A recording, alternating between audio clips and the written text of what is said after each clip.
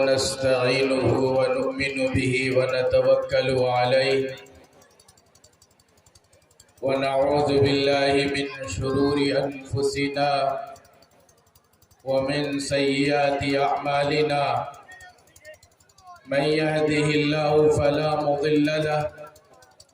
ومن يضلله فلا هادي له ونشهد أن لا إله إلا الله وحده لا شريك له ونشهد أن سيدنا وسندنا ومولانا محمدا عبده ورسوله أما بعد قال الله تبارك وتعالى في القرآن العظيم أعوذ بالله من الشيطان الرجيم بسم الله الرحمن الرحيم اقرأ باسم ربك الذي خلق خلق الإنسان من علق اقرأ وربك الأكرم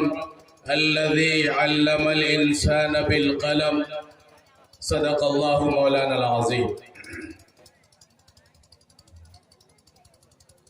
ہر ابتدا سے پہلے ہر انتہا کے بعد، ہر ابتدا سے پہلے ہر انتہا کے بعد ذات نبی بلند ہے، ذات خدا کے بعد دنیا میں جس قدر بھی احترام کے قابل ہیں لوگ، ہم سبھی کو مانتے ہیں مگر مصطفیٰ کے بعد۔ نہ میں کا ذکر نہ پینے کی بات کرتے ہیں، ہم اہل دل ہیں مدینے کی بات کرتے ہیں، وہ مردہ دل ہیں جو قائل نہیں حیات النبی کے، ہم زندہ دل ہیں اور جینے کی بات کرتے ہیں۔ نہایت واجب الاحترام بزرگوں، رونق اسٹیج، علماء اعظام، پردہ نشین میری ماں اور بہنوں، میرے دینی بھائیوں، ملی بھائیوں، جس مقصد کے تحت ہماری اور آپ کی حاضری ہوئی ہے، اللہ تعالیٰ جو باتیں بھی یہاں سے کہی جائیں اس پر عمل کی توفیق عطا فرمائے۔ اللہ تبارک و تعالیٰ ایک چھپا ہوا خزانہ تھا، اس کے بعد اللہ تعالیٰ نے مخلوق کو پیدا فرمایا اور ان خلائق میں سے ہم بھی ایک مخلوق ہیں جن کو انسان کہا جاتا ہے۔ تو آخر اس پیدائش کی، اس تخلیق کی غرض کیا تھی؟ غرض یہ تھی، اللہ تعالیٰ ارشاد فرماتے حدیث قدسی ہے، كنت كنزا مخفيا فأحببت أن أعرف فخلقت الخلق۔ میں چھپا ہوا خزانہ تھا، میں نے اس بات کو پسند کیا، محبت کیا اس بات سے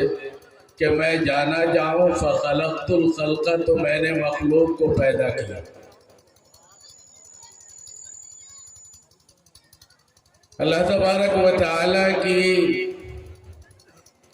معرفت کے لیے ضروری ہے علم کا ہونا۔ اگر علم نہیں ہے تو پھر معرفت خداوندی یا معرفت یزدی یہ ہمارے لیے مشکل ہو جائے گا۔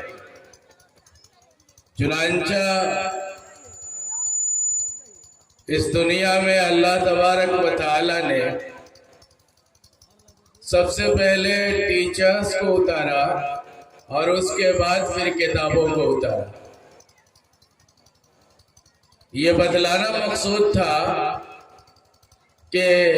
اسٹوڈنٹس کے لیے، طلباء کے لیے، طالبات کے لیے پہلے ٹیچرز کا ہونا ضروری ہے، اس کے بعد کتابوں کا ہونا ضروری ہے۔ چنانچہ آپ سیدنا حضرت آدم علیہ نبینا علیہ السلام سے لے کر آخری نبی حضرت محمد مصطفیٰ صلی اللہ علیہ وسلم جتنے بھی پیغمبر آئے بحیثیت ٹیچر آئے۔ پیغمبر کا مطلب ہوتا ہے خدا کا پیغام لوگوں تک پہنچانا، اللہ کا جو میسج ہے وہ لوگوں تک پہنچا دینا یہ پیغمبر کی ذمہ داری ہوتی. چنانچہ اللہ تبارک و تعالی نے انبیاء کرام کو معجزے عطا فرمائے. ان معجزے میں بھی دو طرح کا معجزہ. ایک معجزہ وہ ہے جس کا تعلق عمل سے ہے اور ایک معجزہ وہ ہے جس کا تعلق علم سے. آپ صلی اللہ علیہ وسلم سے پہلے جتنے بھی انبیاء کرام آئے اس دنیا میں، ان میں سے جو مشہور انبیاء ہیں حضرت موسیٰ علیہ السلام، حضرت عیسیٰ علیہ السلام، حضرت داؤد علیہ السلام، جن کا عام فہم سب لوگ نام جانتے. چنانچہ ان تمام کو جو معجزات دیے گئے، حضرت موسیٰ علیہ السلام کو معجزہ دیا گیا عملی معجزہ کہ آپ کے ہاتھ میں جو عصا تھی اگر وہ سمندر میں گر جائے تو پھر راستے تیار ہو گئے، اور وہ فرعون کے جادوگروں کے بنائے ہوئے سانپ کے مجلس میں جب حضرت موسیٰ علیہ السلام نے اپنی عصا ڈالی تو وہ اژدہا بن کر کے نکل گیا. حضرت داؤد علیہ السلام کو جو معجزہ، ہاتھ میں لوہا آتے ہی موم بن جاتا، پھر اس سے جو چیز وہ بنانا چاہتے وہ بنا لیتا.